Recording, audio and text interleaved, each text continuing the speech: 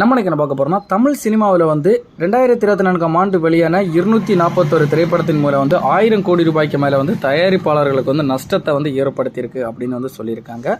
தமிழ் சினிமாவில் வந்து 241 கோடியில் வந்து நீங்கள் பார்த்தீங்கன்னா கிட்டத்தட்ட 223 படங்கள் வந்து தோல்வி படங்களாக வந்து அமைஞ்சிருக்குன்னு சொல்லியிருக்காங்க.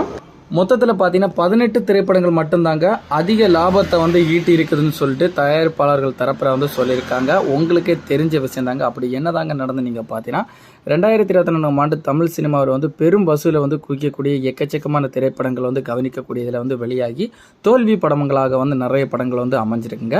முன்னணி நடிகர்களின் படங்களால் வந்து பெரிய அளவில் வந்து லாபம் ஈட்டலாம் அப்படின்னு சொல்கிற நம்பிக்கையில் வந்து காத்துட்டு இருந்த தியேட்டர் உரிமையாளர்கள் மற்றும் விநியோகஸ்தர்கள் வந்து இந்த ஆண்டு வந்து ஏமாற்றத்தை வந்து எதிர்பார்த்திருக்காங்க. தமிழ் சினிமாவில் வந்து இந்த ஆண்டு வந்து கண்ட சாதனைகள் வேதனைகள் குறித்து திரைப்பட விநியோகஸ்தர் சங்க தலைவரான தயாரிப்பாளருமான ராஜர் வந்து என்ன கூறியிருக்காங்க நீங்கள் பார்த்தீங்கன்னா, தமிழ் சினிமாவில் இந்த ஆண்டில் வந்து 241 படங்கள் வந்து ரிலீஸ் ஆகியிருக்குங்க. இதில் அதிக படங்கள் வந்து தோல்வியே அடைஞ்சிருக்கு. அதாவது 223 படங்கள் வந்து தோல்வி அடைஞ்சிருக்குங்க.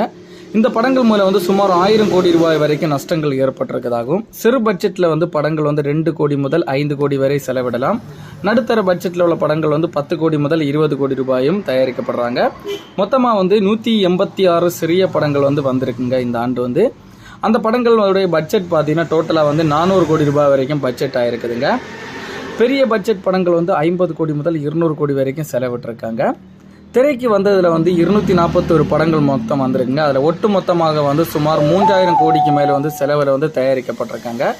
இதில் 18 படங்களுடைய வெற்றியில் வந்து நீங்கள் பார்த்தீங்கன்னா மெகா பட்ஜெட்டில் வெளியான விஜய் இரு வேடங்களில் நடித்து கொண்ட தி கோட், இராணுவ மேஜர் முகுந்தன் வரதராஜனுடைய வாழ்க்கையை வந்து மையமாக நடித்து கொண்ட சிவகார்த்திகேயன் நடிப்பில் வெளியான அமரன் திரைப்படம் வந்து ஒரு நல்ல வெற்றியை வந்து கொடுத்துங்க. தனுஷை இயக்கி தனுஷை நடித்த அவருடைய 50வது படமான ராயன் திரைப்படமும் வந்து ஒரு பெரும் வெற்றியை வந்து அடைஞ்சது குறிப்பிடத்தக்கதுங்க. இதற்கு அடுத்தபடியாக வந்து பெரிய பட்ஜெட்டில் வந்து தயாரான ரஜினிகாந்தோடைய வேட்டையின் திரைப்படம், சுந்தர் சியோடைய இயக்கத்தில் அவருடைய நடிப்பில் வெளியான அரண்மனை 4 திரைப்படம், விஜய் சேதுபதியுடைய மகாராஜா திரைப்படம் வந்து கிட்டத்தட்ட 20 கோடி பட்ஜெட்டில் எடுக்கப்பட்டு 190 கோடி வரைக்கும் வசூல் சாதனை புரிஞ்சு வந்து குறிப்பிடத்தக்கதுங்க. அதனைத் தொடர்ந்து அரவிந்த் சாமி மற்றும் கார்த்திக் கூட்டணியில் வந்து உருவான மெய்யழகன் திரைப்படம் வந்து நல்ல ஒரு வசூலை வந்து ஏற்படுத்தினது வந்து குறிப்பிடத்தக்கதுங்க. நடுத்தர பட்ஜெட்டில் தயாரான டிமாண்டிக் காலனி 2, வாழை, கருடன், ரோமியோ, ஸ்டார், பிளாக், பிடி சார், அந்தகன் ஆகிய படங்களுமே வந்து ஒரு வெற்றி படங்களாக தாங்க அமைஞ்சிருக்கு. டிமாண்டி 2 காலனி படத்தின் மூலம் வந்து பிரியா பவானி சங்கருக்கு வந்து மீண்டும் ஒரு ஸ்டார் அந்தஸ்தை வந்து கொடுத்துருக்குனாங்க நம்ம சொல்லியாகணும். அதே போல் பிரசாந்த் மற்றும் சிம்ரனுக்குமே வந்து அந்தகன் திரைப்படத்தின் மூலம் வந்து வெற்றியை தொடர்ந்து அவங்களுக்குமே வந்து ஒரு நல்ல ஒரு வரவேற்பு கிடச்சிருக்குங்க. அந்த வரிசையில் வந்து பார்த்தீங்கன்னா லோவஸ்ட்டாக எடுக்கப்பட்ட லப்பர் பந்து திரைப்படம், லவ்வர் பேச்சு போன்ற சிறு பட்ஜெட்டுகளை உருவான திரைப்படங்கள் வந்து அதிக கவனத்தை வந்து ஈர்க்கப்பட்டிருக்குங்க. சிறு பட்ஜெட்டில் எடுக்கப்பட்ட லப்பர் பந்துவாக இருக்கட்டும், மகாராஜா திரைப்படமாக இருக்கட்டும், எல்லாமே நீங்கள் பார்த்தீங்கன்னா பிடிக்காத வசூலை கூட பிடித்து ஆச்சரியத்தை வந்து ஏற்படுத்தியிருக்குதாங்க நம்ம சொல்லியாகணும். ஒரு வகையில் வந்து இந்த வரிசையில் வந்து தோல்வி படங்கள் வந்து அதிக எதிர்பார்ப்பில் வெளியாகப்பட்ட ripple, captain Miller, Lal Salaam, அயலான் திரைப்படங்கள் வந்து தோல்வியை வந்து சந்தித்தது வந்து குறிப்பிடத்தக்கதுங்க.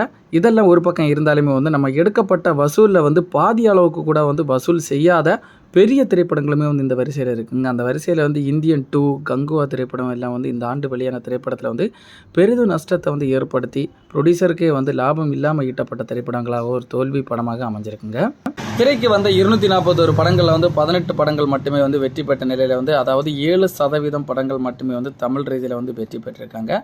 மீதம் பார்த்தீங்கன்னா இருக்கிற பர்சன்டேஜ் எல்லாமே வந்து தோல்வியாக தாங்க அமைஞ்சிருக்கு. கிட்டத்தட்ட 223 படங்கள் வந்து தோல்வி படங்களாக அமைஞ்சிருக்குங்க. இதன் மூலம் வந்து தமிழ் சினிமாவில் வந்து 1000 கோடி ரூபாய்க்கு மேலே வந்து 2024ஆம் ஆண்டு வெளியான தமிழ் சினிமாவின் மூலம் வந்து ப்ரொடியூசர் வந்து இழப்பீடை வந்து சந்திச்சிருக்காங்க. இதன் மூலம் வந்து ப்ரொடியூசருக்கு வந்து நஷ்டஈடு ஏற்படாமல் இருக்கிறது வகையில் வந்து பெரிய லெவலுக்கு வந்து சம்பளம் வாங்காமல் குறைந்த லெவலுக்கு வந்து சம்பளம் வாங்குற மாதிரி வந்து நடிகர்கள் வந்து கேட்டுக்கொள்ளப்படும். நடிகர்களுடைய சம்பளம் வந்து குறைவாக வாங்கக்கூடிய கேரளா சினிமாவிலே வந்து 600 முதல் 700 கோடி வரைக்கும் இந்த ஆண்டு வந்து நஷ்டத்தை வந்து அவங்களுமே வந்து ஏற்படுத்தியிருக்கிறதா வந்து கூறியிருக்காங்க. இப்போ நம்ம பார்த்துதாங்க தமிழ் சினிமாவில் வந்து தற்போதைக்கு 1000 கோடிக்கு மேலே வந்து நஷ்டஈடு வந்து ஏற்பட்டு 223 படங்கள் தோல்வியை பற்றி நம்ம டீட்டெயிலாக பார்த்துருக்குறோம். இந்த ஆண்டு வெளியான திரைப்படத்தில் வந்து உங்களுக்கு பிடிச்ச திரைப்படத்தை வந்து நீங்கள் கமெண்டில் தெரிவிச்சுக்கோங்க.